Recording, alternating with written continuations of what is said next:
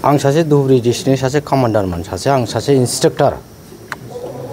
जोङो साब्रैसो दंमोन इन्सट्राक्टराव गासिबो थैजोब्बाय सोरबा बोरायनानै थैबाय सोरबा गुलिजों थैबाय सोरबा बमाजों थैबाय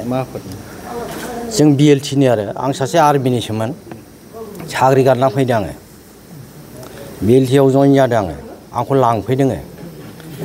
हाग्रामायानो लांफैदों न'आव फैनानै आं जइन जादों थांनानै जोङो आं बहुद मानसि माबाखौ एक मासनि गेजेराव आङो 40 जन बिदिनो 3 माससिम आं बिदिनो 200 जन खरि बारहोयोमोन 3 मासनि गेजेराव ट्रेनिं पास खालामना हगार हरो आं बिसोरजों लोगोसे आं निजे हाथियार दैफादोंमोन बिनि उनाव 2003 आव बिटिसि सुक्ति जाबाय सारेन्डार होबाय ज' जाबाय थाबाय बिदिनो थाबाय थायो बयजोंबो लोगो दोगो जोङो दासिम बिदि थानानै जोङो सोरबा जौ लोंनानै थैबाय सोरबा मानानै थैबाय सोरबा फासि नांनानै थैबाय बांसिनानो जौ लोंनानै थैदों जोंनि बिएलटिनि गेजेराव दा बिसिम बे आं बायदि बिसोरबायदि थैनाया बहुद दं जौ लोंनानै बांसिन थैदों खिन्थु दानि बे समस्यायाव जे प्रमद बर' सारा जे दैदेनदों हाग्रामानि साराव जेसेबां माबा दङ खुनु मानसिया खुनु माबा जायाखै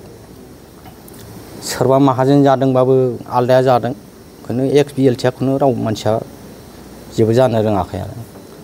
दानि बे 4 बोसोराव नुनो मोनबाय दा मोनसे एसे आवगायगोन बे जिनिसा बयबो बुजिनायाव फैबाय जों दिनै धुबुरी डिस्ट्रिक्टनिफ्राय जोङो 11 जन आंनि मानसिखौ आं लाना फैदों दाथ' बयनावबो माने सोंखारिनाय बायदि जोङो इउपिपिएलआव जों ज' जागोन जों बिसोरजों थाफागोन प्रमद बर' सारजों जों थाफागोन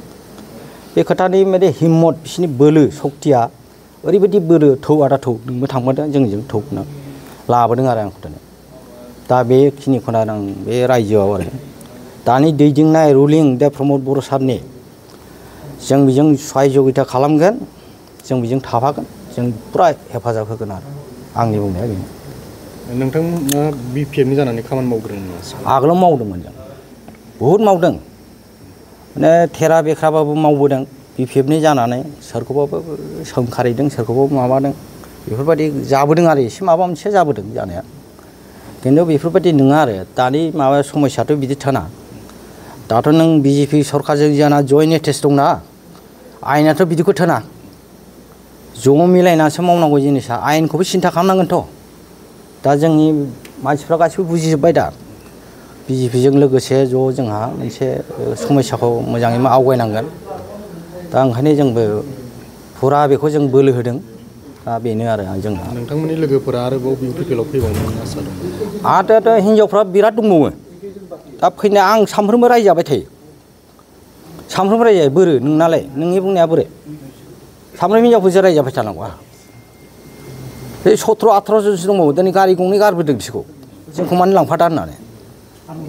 माबे समस्ति गोलैयो नोंथांमोननिया आंना धुबुरीयावथ' माने जोङो परबजरा बिटिसिआवनो दा बिसोरबो रायो मानो जोंखौ लांफादा मा दा बेफोरबायदि बुङो ओंखायनो आंबो दुखु मोनो दा गाबोन आंखौ दा नोंसोरखौ नुगोना टिभियाव गाबोन रायजानोसैलाय आङो नै मिथियानो गावल' थांनानै जोंखौ लांला होनना बुंसै